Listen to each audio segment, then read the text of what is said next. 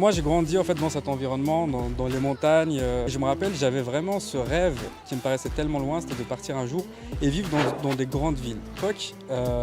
Et j'avais rien, c'est-à-dire j'ai ni chômage, ni RSA, rien.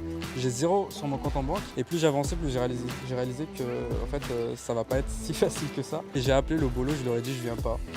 Et je suis allé à Paris. J'avais même pas l'argent, j'ai pris la campagne, c'était à 1004 à l'époque. Et là où je suis aujourd'hui, donc en termes de chiffre d'affaires, j'ai réalisé l'objectif que je me suis fixé au tout début. Donc symboliquement, c'est dépasser les 10 000 euros. Hello à tous, j'espère que vous allez bien. Aujourd'hui, je suis avec Saïd. Salut Saïd. Salut! Et Saïd va vous partager son parcours, son histoire, parce qu'il a un parcours super intéressant.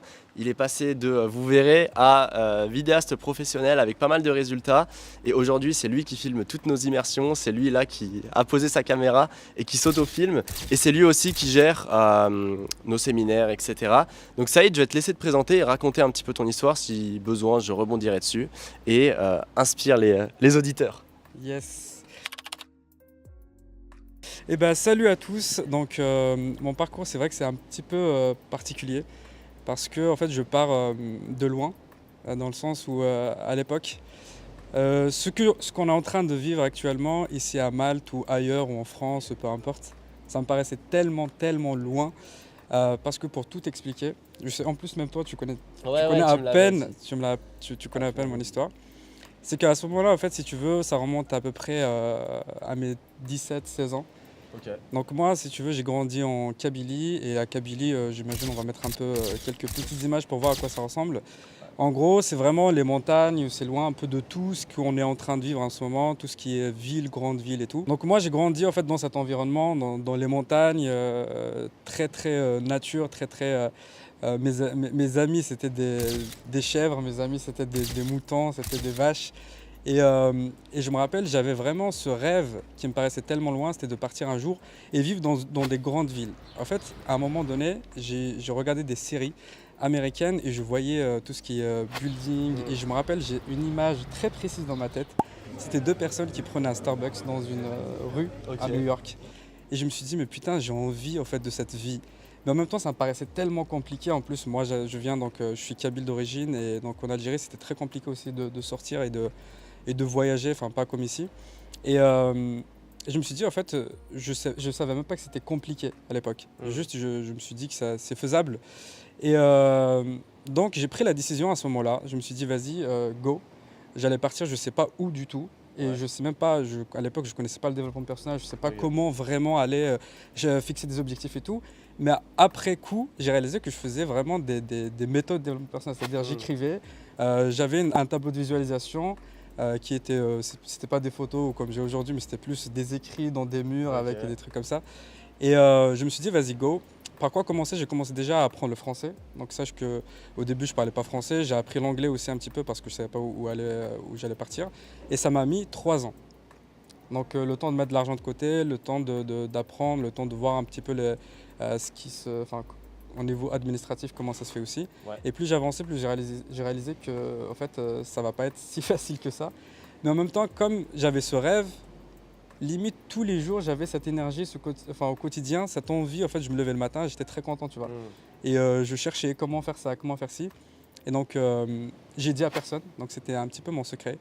Et donc un jour, ça y est, j'ai eu ce visa qui me permettait de partir.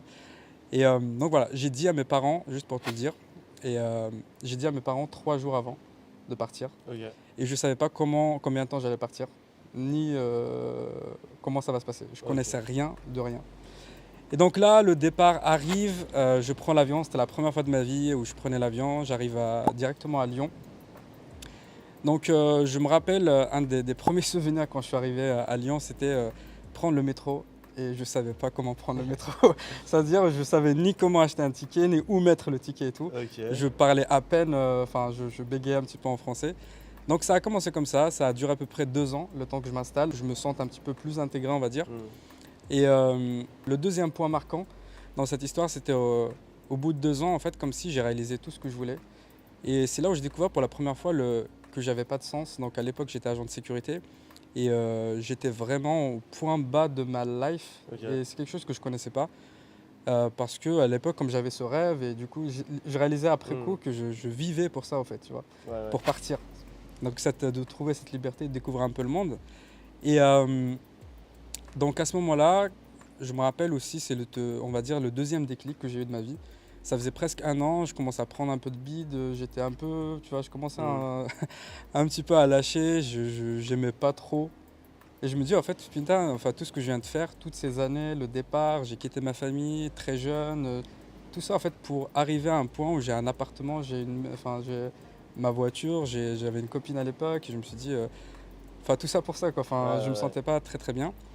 Donc, et un jour, donc le deuxième déclic, j'étais chez moi, en train de fumer une clope, et il y avait voilà, c'était un bordel de partout.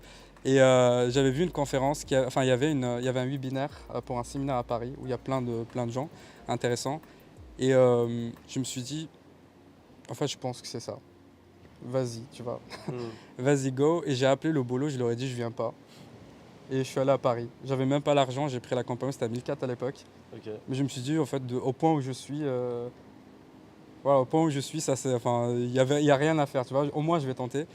Et j'arrive à ce séminaire. Il y avait des interviews de Frédéric Bousquet, qui est champion du monde de natation, je suis allé voir. Il y avait les organisateurs et tout. Et je me suis dit, je ne vais pas être passif pendant ce séminaire et je vais essayer absolument de faire quelque chose, soit de faire des rencontres ou autre.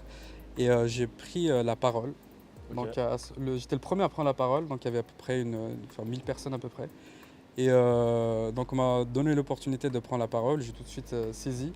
Et on m'a coaché du coup pendant 30 minutes et je me suis engagé, je me rappelle, il y a même une photo que je vais t'envoyer, où je me suis engagé à ce moment-là de quitter justement Agent de sécurité et de prendre la décision de changer ma vie.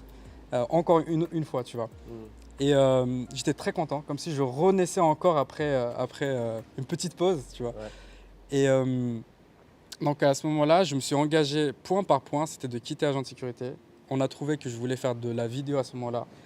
Et donc c'est exactement ce qui s'est passé finalement inconsciemment parce que je l'avais oublié cette vidéo. Et finalement l'année qui arrivait, j'étais dans une école de vidéaste, enfin d'audiovisuel. Et en 2020, du coup, j'ai créé mon entreprise de vidéo qui s'appelle Audience. Déjà, merci à toi pour ce partage et pour ton parcours. Franchement, super inspirant parce que je pense qu'on va parler de ce qui s'est passé après. Du coup, après que tu as rejoint cette école de vidéo, que tu as créé ton entreprise jusqu'à maintenant. Mais moi, ça me fait penser à pas mal de choses. Il y a plein de gens en France qui aimeraient se lancer ou qui déjà trouvent beaucoup d'excuses alors qu'ils ont tout pour réussir. Toi, tu es parti de très loin, de Kabylie. En plus, tu parlais pas français au début. Tu as dû apprendre le français, venir en connaissant absolument rien dans un pays que tu connaissais pas. Tu savais même pas prendre le métro à l'époque. Donc c'est ultra inspirant, tu vois. Et tu as eu ce premier déclic, tu as eu ce deuxième déclic là. Et au final, à chaque fois, c'est comme si tu repartais de zéro pour créer une nouvelle vie, mais pour aller vers quelque chose qui t'inspire encore plus. Donc je trouve ça top et super inspirant. Et je pense que les gens vont se demander, du coup, après cette création d'entreprise là, qui était en 2020, c'est ça? En octobre 2020. Ok, octobre 2020, qu'est-ce qui s'est passé jusqu'à maintenant? Qu'est-ce que tu as pu créer? Est-ce que tu as eu d'autres déclics? Et comment ça s'est passé pour toi? Bah, du coup, c'est pas du tout. Là, on voit que c'est pas du tout linéaire. Et c'est qu'en 2020, donc j'étais tout content, j'étais tout confiant. Je me rappelle de ce moment où j'étais à la chambre du commerce, je crois, Ouais. de l'artisanat, je sais plus, où je crée mon entreprise là-bas et j'étais tout content. Comme si en fait j'ai cru que j'ai créé mon entreprise, j'ai décidé entre guillemets de me lancer dans la vidéo et ça y est. Ça y est, en fait, c'était fini. En fait, c'était pas du tout, mais du tout ça. C'est-à-dire, j'arrive et ok, j'ai ma boîte entre guillemets, et après, il se passe quoi? Et finalement, j'ai réalisé que je connaissais rien, mais rien à l'entrepreneuriat. Ok, j'aime apprendre, j'aime faire des choses, mais j'ai pas les compétences en fait entrepreneuriat. Pour moi, je réalisais pas en fait c'était des compétences, Ouais. vendre, c'est des techniques. Enfin, je réalisais pas tout ça. Donc les premiers mois, pour tout te dire, je me suis même pas lancé dans la vidéo. C'est-à-dire, j'ai créé une entreprise de vidéo. Et en fait, je faisais, attention, de la fibre optique. Ok. Tu vois, comme si en fait, Ok. ça me faisait, c'était tellement important pour moi de réussir dans mon métier Ouais. que j'ai eu peur de le prendre. Mm. Et comme si j'ai peur, comme si j'ai juste une chance, un test, Ouais. et j'ai peur que ça marche pas.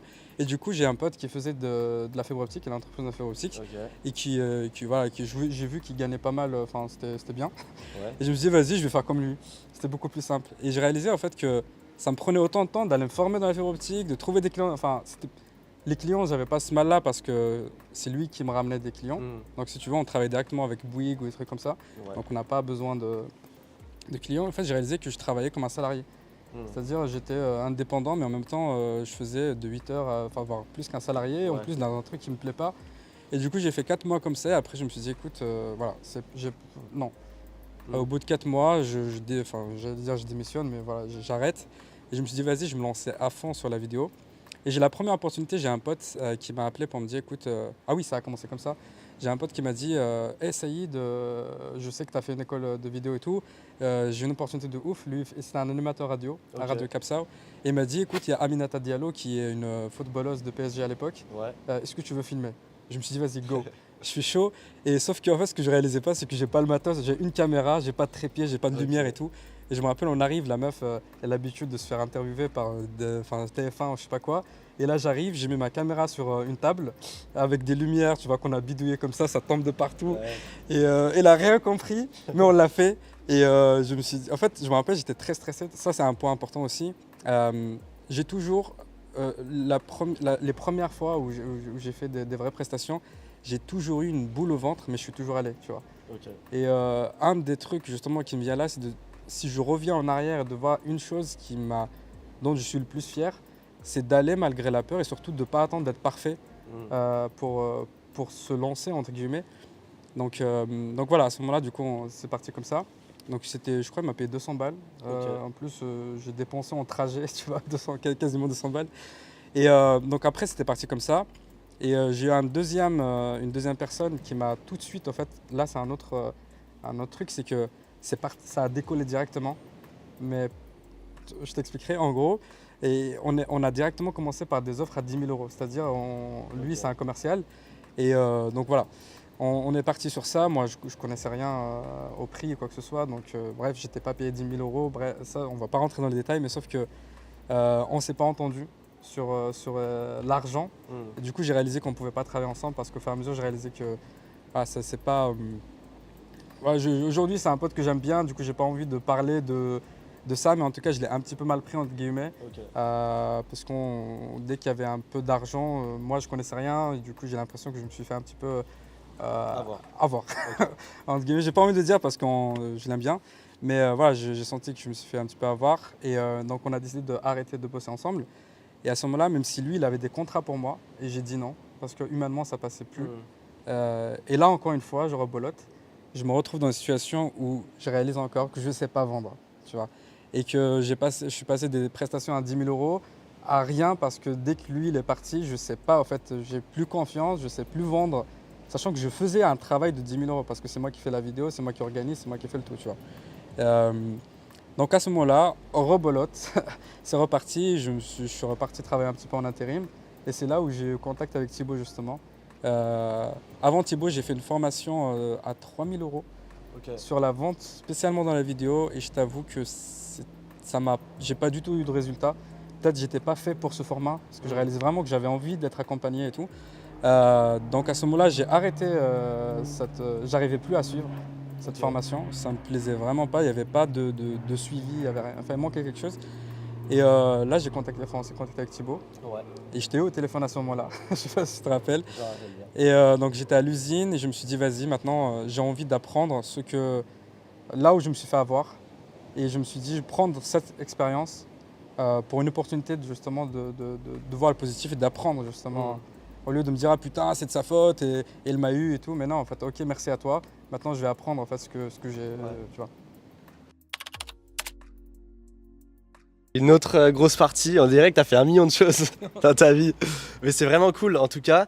Et du coup, pour ceux qui ne le savent pas, Saïd, c'est notre vidéaste, mais c'est aussi notre client. Et il a commencé avec un programme à l'époque qui s'appelait le programme Impact. Donc c'était une offre qu'on avait lancée en une seule fois, qu'on est en train de relancer là. Mais il a commencé avec ce programme-là et aujourd'hui il est sur notre programme Le Mentorat. Est-ce que tu peux parler rapidement de ce qui s'est passé, etc. pour toi jusqu'à aujourd'hui, là où tu en es actuellement, et ce qu'on peut te souhaiter pour la suite. Yes. Donc, Impact, je me rappelle, je l'ai rejoint exactement le 12 janvier 2022. Donc, comme je t'ai dit, moi, je repartais encore une fois de zéro. Mm. Et je t'avoue que quand j'ai commencé Impact, comme j'ai eu pas mal de moments un peu où Des hauts et bas. voilà, j'ai perdu pas mal confiance sur le chemin, de me dire putain, est-ce que je vais y arriver? Est-ce que c'est faisable? Est-ce qu'on va payer pour ça? Il y a plein de questionnements. Donc finalement, les premières semaines ou mois, c'était vraiment au niveau mindset Ouais. que ça a joué. Et je me rappelle, un de mes premiers objectifs, c'était pas du tout financier, c'était vraiment de créer un environnement. Parce que je me suis dit, c'est l'environnement qui va faire enfin, autour de moi, j'ai aucun entrepreneur. Je me suis dit, en fait, c'est normal, je suis mon environnement. Donc autant changer mon environnement Ouais, avant d'aller plus loin. avant d'aller plus loin. Donc ça a commencé comme ça. Et tout de suite, voilà, je commençais à aller dans on commence à se former sur la vente, sur la prospection et tout. J'ai eu mon premier client au bout de... Donc j'ai commencé le 12, j'ai eu mon premier client le 30 janvier. Là, ça m'a redonné un coup de confiance. Et pareil, c'était vraiment limite comme si c'est un combat entre moi-même parce qu'il y a beaucoup d'émotions. J'avais pas l'habitude de travailler à 100% sur ma boîte. Ouais. Il faut se dire aussi que moi j'ai quitté l'usine, j'ai quitté Amazon à l'époque et j'avais rien. C'est-à-dire j'ai ni chômage, ni RSA, rien. J'ai 0 sur mon compte en banque et au bout de 3 mois, il y a vraiment cette pression qui s'accumule parce que je paye plus mon loyer, j'ai plus de quoi payer mes assurances. J'étais vraiment à découvrir. Enfin, d'ailleurs, j'ai des messages, je recevais des courriers de partout. Du coup, ça m'a ralenti un petit peu, j'ai l'impression, mais c'était nécessaire. Et finalement, au bout de, je crois que dès que je me suis dit ça, je crois dans les 15 jours, j'ai retrouvé encore un client. Et puis ça a commencé comme ça petit à petit. Plus les clients viennent, plus j'ai confiance, j'améliore mes process, j'améliore même mes ventes, j'améliore la relation que j'ai avec les clients après à travers la recommandation et tout. Et là où je suis aujourd'hui, donc en termes de chiffre d'affaires, j'ai réalisé l'objectif que je me suis fixé au tout début. Donc symboliquement, c'était passé les 10 000 euros. Et ça arrive au moment où justement, je me suis détaché de l'argent. Et vraiment au moment où je commence à kiffer, je commence à aimer mes clients, mais vraiment, c'est-à-dire j'ai créé des vraies relations avec mes clients. Et aujourd'hui, pour tout te dire, donc voilà, j'ai des objectifs financiers, mais le plus important pour moi, c'est vraiment de kiffer, de m'améliorer, voilà, là on est à Malte, tu vois, de s'amuser. Il y a une belle vue. Exactement, de s'amuser, de kiffer et puis ça avance. Là où ça a débloqué, c'est le jour où j'ai compris qu'en fait, c'est vraiment long terme. Au début, je me mettais beaucoup de pression, je me dis putain, il faut que ça avance, il faut que ça avance. Et ça a commencé à avancer vraiment le jour où j'ai été détaché, j'étais serein de dire ok, on a le temps, si sur 5 ans, si sur 10 ans, revoir un petit peu une bonne vision et de se dire c'est ok, tu vois, ça avance, tranquille. Top. Et bah écoute, merci à toi pour ce partage, pour toute ton histoire. Et encore une fois, je reviens sur ce que je disais, mais on dirait que tu as vécu je sais pas combien de vies, au moins 4 vies on va dire. Il a que 28 ans. Il a que 28 ans. Et donc que j'ai 40 ans. là, en plus, il a que 28 ans. Et donc, il est reparti de zéro 4 fois au moins. Que ce soit la première fois quand tu es parti en France. Puis après, quand tu t'es lancé dans la vidéo, enfin quand tu as décidé d'arrêter ce que tu faisais pour te lancer dans la vidéo. Puis après, quand tu as décidé de quitter ton job pour te relancer à fond sur ton activité, etc. etc. Et donc, je pense qu'on peut avoir beaucoup à en tirer. Et merci à toi encore une fois pour ce partage. Est-ce que tu as un mot de la fin pour la vidéo ou tu as déjà tout dit? Pas forcément par rapport à la vidéo, mais par rapport à l'entrepreneuriat en général. J'ai juste envie de dire, si aujourd'hui pour toi tu as des doutes ou des fois c'est un peu plus compliqué que d'autres, j'ai juste envie de dire que tu joues long terme et que ça va le faire, tranquille. Amuse-toi. Parfait. Et écoute, merci à toi. Nous on se retrouve très vite dans une prochaine vidéo. Si la vidéo vous a plu, n'hésitez pas à la liker. Je mettrai bien évidemment les contacts de Saïd en description directement, donc son compte Instagram et tout ce que tu veux. Donc n'hésitez pas à aller le contacter si vous avez besoin d'un vidéaste ou autre. Et nous on se retrouve très vite dans une prochaine vidéo. C'était Mathis, ciao.